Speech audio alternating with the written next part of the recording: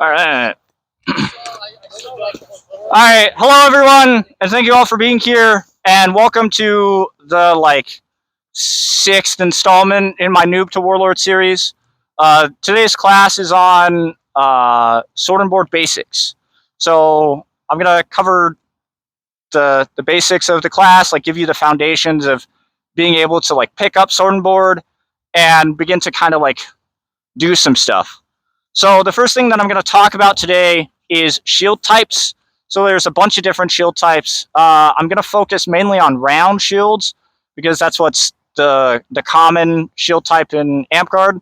But there's also coffin shields and heater shields, and those are the more boxy type shields that you can see some people have here today.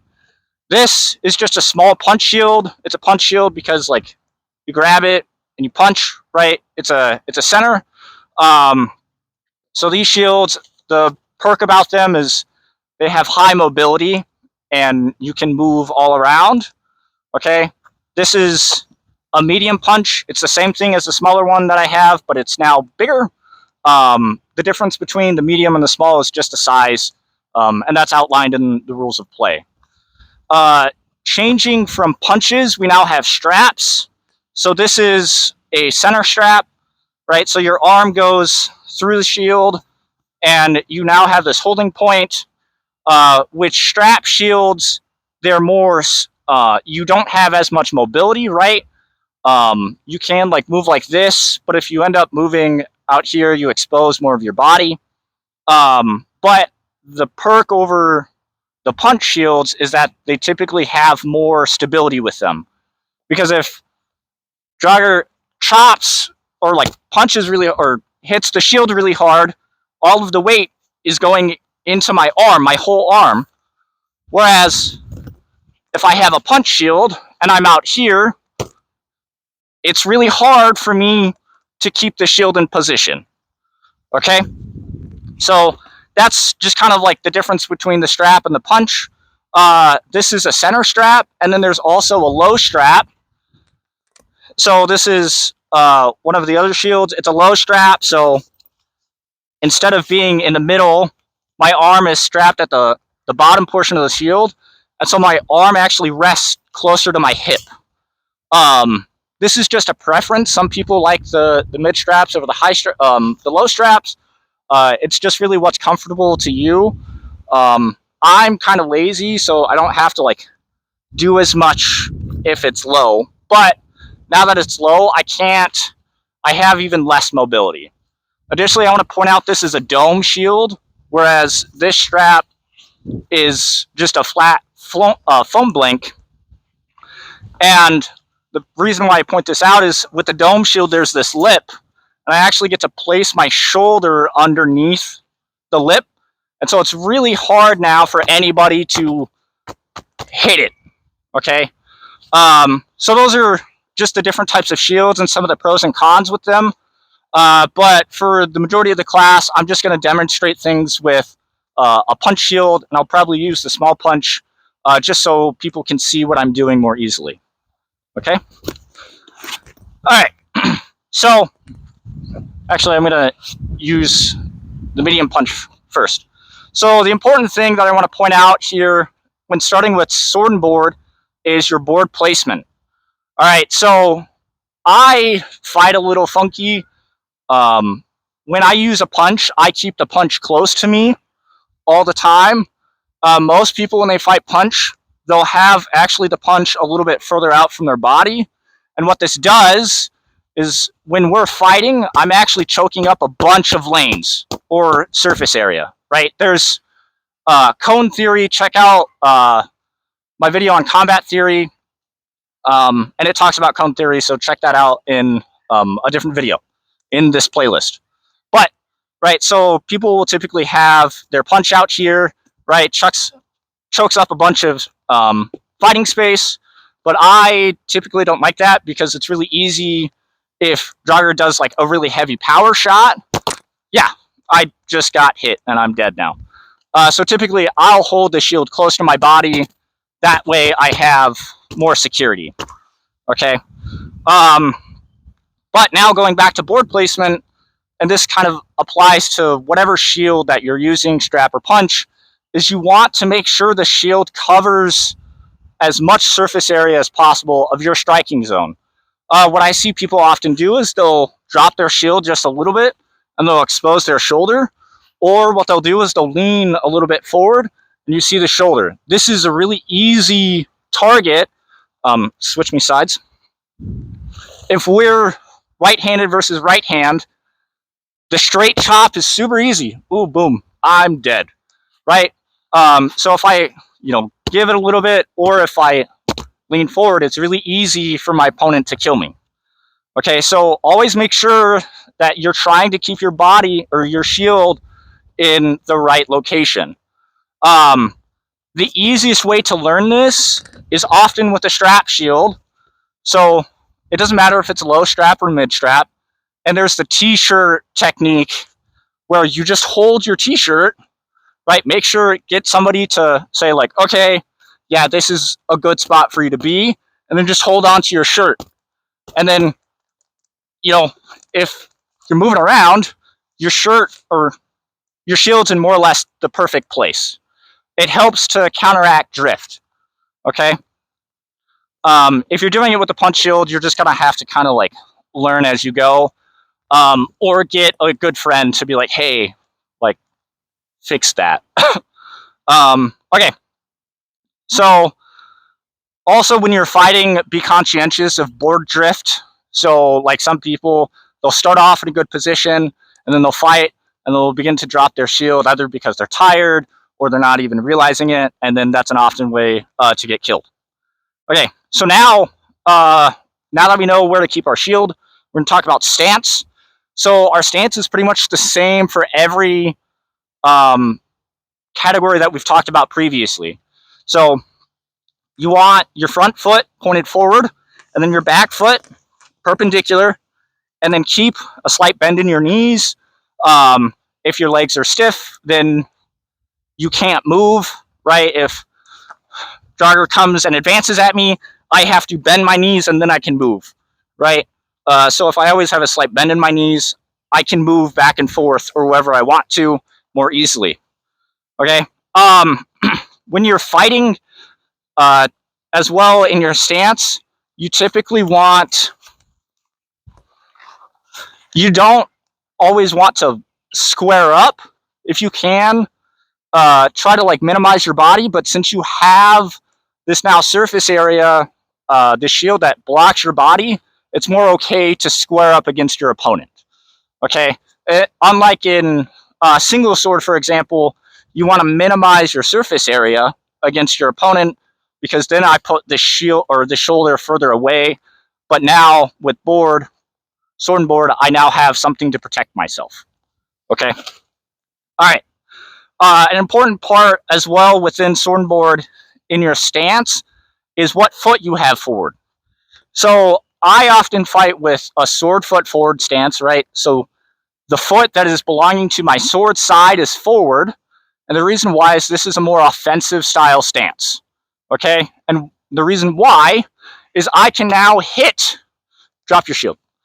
I can now hit jogger much closer or much easier, right? But if I switch my feet, watch, I'm in the same position, but now I can't hit jogger because my shoulders are now squared and I can't reach any further if I have to. If I want to, I have to go out of position for this, right? But when I'm sword foot forward, it's more easier. I get extra length because my shoulders don't have to square up. I can go with my body. But then that may ask the question, or it leads to the question of what's the point of shield foot forward? With shield foot forward, this is a more defensive style stance. And what I see a lot of people often do is they'll actually choke up on their shield or their sword. And so what they do now is they have they use the bottom portion of their sword as a blocking surface. So if jogger throws for this hip, boom, oh look, the pommel of my sword has blocked that location, okay? If if you're fighting in a shield wall, typically people will fight shield foot forward. And there's certain times and places where shield foot forward is beneficial to sword foot forward, but that will be more discussed in the advanced video later on in the series. Okay, so now I want to talk about guard. Pretty much everything else that I talk about is going to be applied regardless of what foot is forward, okay? So in your guard, it's important. A lot of people will do this. They'll put their sword behind their guard or behind their board, or they'll put it in front, okay? So if you put it behind, this puts you in a bad place, because if I want to throw a shot, I have to move my sword out and then I can throw, or I have to go over the board, okay? So that takes more time, okay? If you're out in front, what does this do? This now exposes more of your body to being hit. What I see some people do as well is it's so drastic that it's like this, and this is really easy for that arm to be chopped, okay? So just be conscientious of that. What I recommend is having the board and the sword in the same plane of existence, okay? I recommend for people starting out, do a mid guard, right? So it's like my arm is in a right angle and I'm lined up. I will sometimes, you can adapt this a little bit by drifting a little bit down or drifting a little bit up. But to start out, this mid-level is a good place to start. I like doing a little bit higher guard level, so it's just above. My arm is more of an acute angle. And the reason why is it blocks the chop shot more easily, whereas if I'm here, just rotate a little bit so they can see. It's more easy to get hit with that cross, whereas if I'm like this, it blocks it. Whoop. Okay. And then additionally, there is the choke guard, which I mentioned briefly, where you just choke up, and you often do this defensive stance. All right, so now I'm going to start talking about shots, and not the alcoholic kinds. All right, so with our shots, we, in the day one video, as well as in the theory of combat, we talk about sectants. Okay, so we break up the body in a line straight down the middle, and then we have this lower sectant right here, these two right here, and then about at mid-chest level, so 1, 2, 3, 4, 5, 6. And so what I'm going to show you is the sectant, or shots for the top sectants, the mid sectants, and then the low sectants. Okay, so the first, for the top sectants, we have the go into guard. The classic chop shot, so you just straight chop, right? So what I'm trying to do is I'm trying to get this shoulder, okay? You can chop straight down, or you can flip over and do more of a wrap, okay? That's a very underused shot in amp guard, I would say, especially for people that are coming up, because this is, one, really fast, and if you're able to power through and bring down the shield, it's a direct kill, okay? Alternatively, let's switch sides. For the other side, right, you can do a cross chop, so drop the, right, where I'm going, it's the same mechanism as the straight chop, I'm just crossing over, and then this adapts really easily into the high cross. You know, everybody likes to do this, where it's the cross chop, but I rotate over my arm, right, so I'm throwing this high cross, okay? So those are the primary shots for the top sectants, and then for the mid sectants, so now go into full guard. So in the mid sectants, it includes the mid chest level as well as the arm. So let's see. So I really like the straight chop, and so all you're doing is you're chopping. Sorry. So if you drop the sword a little bit, so I'm going just here, and I'm chopping out. I'm just throwing straight out, So I'm either trying to get the arm, or if I can get the shield out, I can hit the inside of the torso. Okay. Additionally, this is more for an arm shot. Is there's the underhand chop. So go into full guard. So the underhand chop is this. So I'm here in guard, and I throw pretty much a chop, but then I flip my hand under or over, right? So I have this underhand position. And so what I'm trying to do is I'm trying to get around the knuckles of my opponent and chop that arm. Sometimes you can even integrate this into a stab. Boom. But you have to be careful about it because you can end up killing yourself. Additionally, there's the infamous dark side. So the dark side is a counter shot. So if Draugr throws a high cross, I can bring my sword over to this side, and then I throw a chop into the torso or up into the arm of my opponent. Using a punch will be the easiest way to do this. If you have a strap, it'll be harder because you're more restrained. And if you have like a tower shield, you're probably not going to have the shot option because you have to go so far underneath. So just be aware of that. And then now for the shield side, switch me sides. For the shield side, you could do this chop.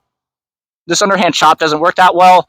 You can do an outside wrap, but you want to often move. No. Come this way.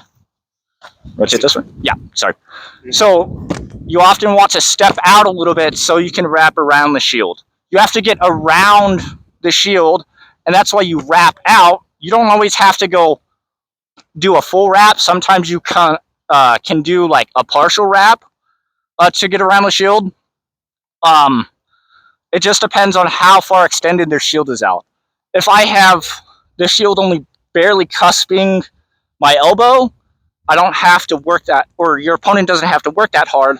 But if the shield's out like this, right, you now have to go all around, all the way over. Okay, so those are your primary mid-level shots, and then now for the lower sectants, these are where you throw hip shots. All right, so since we're in this location, there's the hip scoop, right, where I'm trying to get underneath the shield and scoop the hip, right? This shot is the best if your opponent is shield foot forward, right, or they have what you see as their right side. Their left side leg is pointed towards you, because now it's easier to see the shield, or you don't have to go as far. You can also dip a little bit to get underneath the shield. So that hip scoop is real good. And then for the other side, switch me sides. For the other side, there's the inside wrap, but this is also called the money shot, where I'm trying to hit their shield side hip, right? It all varies depending on if your opponent is a right-handed board fighter or a left-handed board fighter. The money works the best if they're right-handed and you're right-handed, or the same handedness as you. And then the hip scoop works the best if it's opposite hands, right? Because that's the hip that's going to be exposed. Does that make sense? Okay. So just to show you the money shot really quick, when I come in, I come in and then I throw. So in, and then I throw straight across, or you can wrap it up. Okay. When you do this, be conscientious of exposing your arm, because if you do this too slow, oh no, I'm armed, right? So you want to do it kind of fast, and you can move your board a little bit to protect your arm. All right, and then lastly, what about stabs? Stabs are often really hard to do in sword board because, well, there's a big old board in the way. So I think the easiest stab is this pocket stab, and even this stab is really hard to get. Typically, if you want to get this stab, you have to fake a little bit, or like throw a chop over to the side to move their board, or get them to move their board, and then you can stab in. You can do like some wonky stabs, moving, like torquing your body to get like inside, but it's all very like circumstantial. And really, stabs is more like an advanced shot option in Swordboard. Okay, so now I showed you all these shots, and now what about the blocks? Okay, so in Swordboard, you don't really have to move your board that much, or your guard, and that's what I see a lot of people do. Is, oh, I'm getting thrown at, throw like this side, and they'll like move their board out to block it. You don't have to do that. If Jogger is gonna like try to hit this part, no, like do the wrap, right? Okay, I'm getting hit, but if I just rotate, see how much I rotated? Like if we go in line a little bit more. Okay, now I'm hit. Now I'm not hit.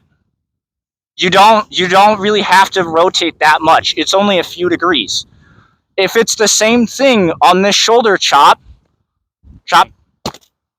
if it's bad, right, like I'm getting hit, I just have to tilt a little bit. You can move the board. Sometimes the board is easier, but if you tilt. This will also depend on the height difference. Because if I'm small, right, it's really easy to get hit. So sometimes you have to do both the tilt and the slide adjustment up. But if you ever move the board, remember to go back, right? Because if Jogger's throwing all these high shots and I just keep moving like this, I'm now exposing everything underneath. And then, boom, dead, right? Or I get hit in the legs, whatever. So in summation with blocks is you're really just rotating a little bit, right? It's all of this hip motion, just a little bit of rotation, and very minor board movement. You don't need to move your board that often, okay? Sometimes it's beneficial to move your guard up and down, right? Because if, switch me sides. If Jogger is going to throw a money shot on me, okay, I'm getting hit, right? And I have this high guard, it would be beneficial for me to drop the guard a little bit so I can block it with the pommel or the handle of my sword. So, again, just minor adjustments of your existing stance and your existing guard to block in Swordboard. All right, so now we're going to talk about movement, right? We know how to block, we know how to throw shots, we know how to stand, and all that jazz. So, when we're moving in Swordboard, we typically are using our linear movement, right? So I'm moving, if I want to move forward, I want to move with my right foot or my front foot, and then I come in, right, like this. So if I'm going to use a linear movement, I typically want to close with this linear movement, right? I'm doing like this little lunge with it, but I'm, or it's more of a hop, right? So now I'm able to close, and then I continue to apply pressure typically with the linear movements. Lateral movements, right? So this is when I'm moving either to the right or to the left. If I'm moving to the right, I start with the right foot and then I bring the left foot. Or if I'm going left, I move with the left foot and then the right foot. Always, you pretty much always move with the foot in the direction that, or you move first with the foot that you're going in that direction. Okay, but lateral movements are really important in sword and board because you have to get around their equipment. So if I want, if we're in this position, I typically want to step over to the right side. So we can show. I typically want to move over to this right side so it can get around and have more options of Jogger's juicy bits. Alternatively, right, I can do the same thing in the left direction. And what I do here is I'm actually doing a stance shift. I would move with my left leg, right? So I get a bigger step and what rotate. So I'm here. If I step left, I'm squared up, and most of my body is blocked to jogger. But I now have all of this real estate here. Okay. Additionally, lateral movements are really strong in disengaging. So here we are. So if we're fighting and I'm in a spot that I don't like to be in, moving laterally backwards in the sword or in the board direction is beneficial, because if I step this way, I'm stepping out of their zone. If alternatively, switch, if I step that way in the sword direction, I'm still in the zone to be hit. Okay, so if you need to disengage, it's almost always beneficial to move into their board side. Okay. Also, be conscientious of range control. I have a whole video on this, but range control is really important, right? Because depending on where we're at, it determines what I can hit of jogger, or if we can be hit at all, right? So at this current location, I can kind of get jogger's arm, but I can't really get jogger's hip. But if I'm just a half step forward, I can now access a money shot, or I can access the high cross. I'm a little too far to get this straight chop, but if I step in a little bit more, I'm in A range now, I can access the shoulder. Okay? So just be conscientious of that, and check out my range control video to know more. So I'm just going to talk about a couple of combos and then talk about drills, and then that'll be the rest of the video or the workshop. So combos are often pretty straightforward in sword and board, simple combos, I would say. And so pretty much what you want to do is you want to alternate sides of the sectants, right? So the entire concept of sword and board is to get them to move their equipment out of the way. So if I throw this, rat or chop over here, I can get jogger to move over, and then I can see their arm. Boom. Okay, that works. Or do the reverse. If I throw a chop, right, I'm here, and then I can get over to the shield. Or I throw this low shot up and hit the shoulder. Let's move just so we can show that again. So I throw low, boom, right? You can either work in like the X formation, right? So I'm throwing here and trying to hit here, throwing here and trying to hit here, or you just work on either side. Okay. One of the most common combos or well-known combos is the AK-47, right? So that's a chop here and then a money shot. So you're throwing up top, so they move their board and they expose this hip, and boom, money. Okay. So that's the basic ideas of combos. You can take every second combination that you want. Additionally, these aren't necessarily combos, but good strategies of integrating footsteps or movement with the shot. Okay, where, all right, I'm here, and I'll step here, and I'll throw a chop, and I'll step offline, and so now I get around. So this chop here is just a closed distance. I'm closing off a lot of jogger's potential attacking opportunities, right? And then I step out to get around the board. Also, you can just do this. You can do that same thing, but without the straight chop, where I'm just stepping over, okay? Or you can do the same thing, and you step over, and rotate, actually. I do the same thing, I rotate, boom, hip. One thing that I like to do, and this is a little bit more advanced, is, actually, no, stay here. We'll have to, actually, no. I'm going to show this both ways. So what I like to do is I like to move this way. And so when I move really explosively in their board direction, what are they going to do? They're going to move their board, right? Boom. I hit that hip. So let's rotate. So I move board side, boom, hit that hip or hit that arm, okay? And all I'm doing is I'm just throwing this like side wrap, side chop. It's like a half wrap, half underhand chop, okay?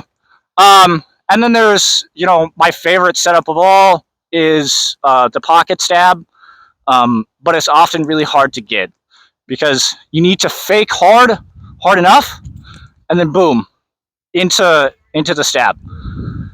If you throw pocket stabs, you're probably going to stab people in the face. So if you're comfortable with it, try not to do it, or like throw it kind of lightly initially. Lastly, we talk about drills. So with drills, I would recommend for people starting out, be conscientious and try to do shield resets. So just wherever you are, like just stand still, and then go into put your board in position, right?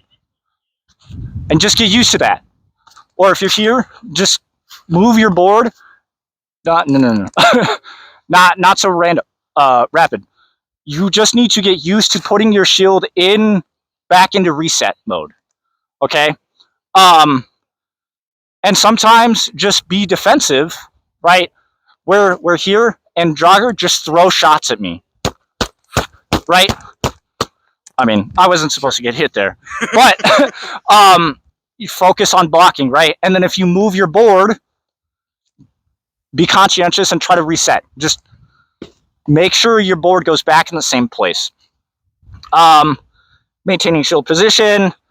I think stance switching is really important as well. So you're here, right? You have one stance when you're sword foot forward, and then you have a slightly different stance when you're board foot forward.